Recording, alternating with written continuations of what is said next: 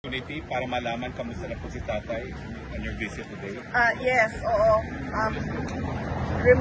Ni-remind kami no, ng detention unit na merong kailangan sundin na mga conditions sa visit. No? So from now on, bawal kwento kung ano yung mga nangyari sa loob at ano yung mga pinag-usapan sa loob.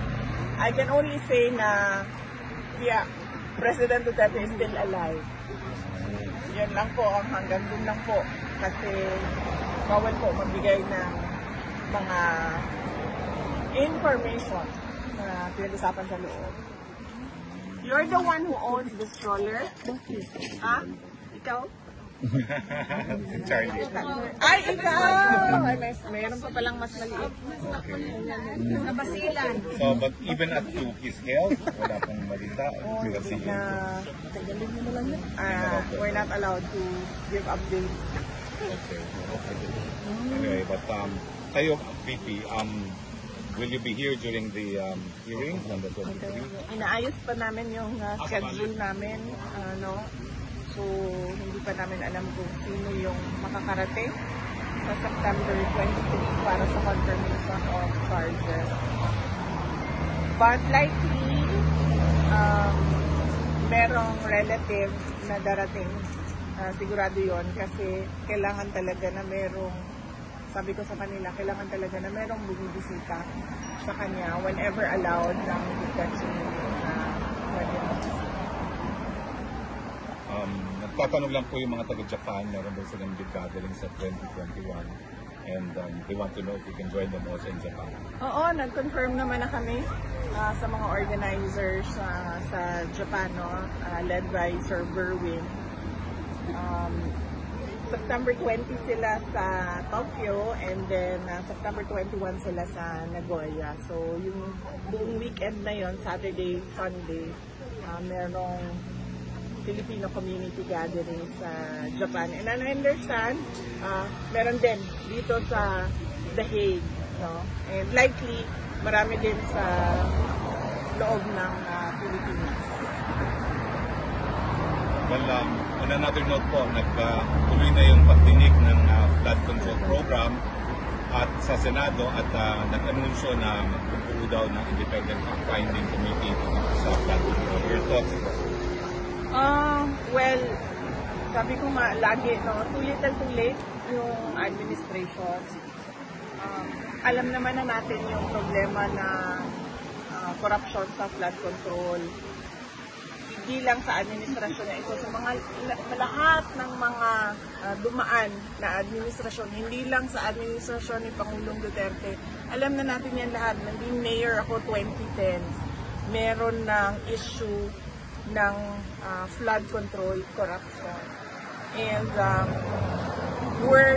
mas worse lang sa atin ngayon dahil sinasabi ko nga, hindi lang naman flood control projects yung merong corruptions. As early as 2024,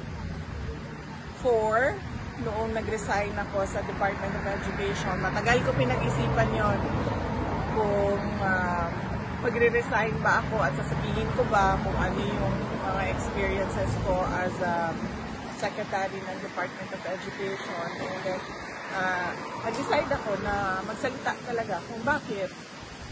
Sinabi ko nga, in-attach yung pinaghati-hatian ng members of the House of Representatives ang SBP, School Building Program budget ng Department of Education. At hindi lang yun, in-attach pa nila yung listahan doon sa House version ng GAB. Pero, and alam yun ni President Marcos, BBM, alam niya yun, kasi tinake up din yun during a meeting in Malacanang. Pero, he looked the other way. So, magdududa ka kung bakit bigla ngayon ay merong silang palabas na malaking investigation ng flood control projects. Ibig sabihin, meron na naman siguro silang niluluto behind the scenes na syempre hindi natin nakikita dahil lahat tayo nakatutok doon sa flood control corruption. Kung seryoso lang talaga ang presidente, tapos na yan, isang araw lang, matuturo niya lahat ng may kagagawan ng corruption sa budget. Pero, well, as you can see, parang nanonood tayo ng Venezuela. Well, VP, you were once a mayor, and alam namin nandito ka naman sa Dahig, no? But do you plan to meet with Mayor Magalong and the rest of the leadership of the mayors for good governance? Because you had good governance when you were mayor yourself. Wala pa kaming, hindi na pag-usapan at wala pa kaming schedule.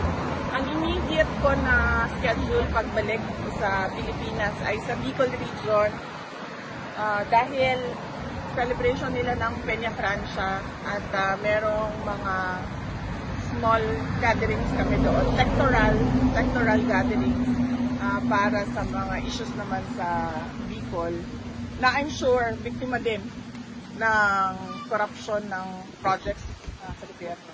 May plans po kayo to meet with Mayor Lenny Robredo while in Francia? Hindi pa namin nagawa yung schedule namin, pero yes, gusto sana namin na ma-meet yung mga local government officials ng hindi lang ng Naga, ng entire Bicol region kung kakayanin ng schedule. But mainly, nandun kami to celebrate with the Bicolanos, to pray with the Bicolanos sa pinakamalaking festival nila, ang Peña Francia Festival. Okay. May questions kayo? Wala. Okay, ma'am, do you have time for Yes. Please, go ahead. Dito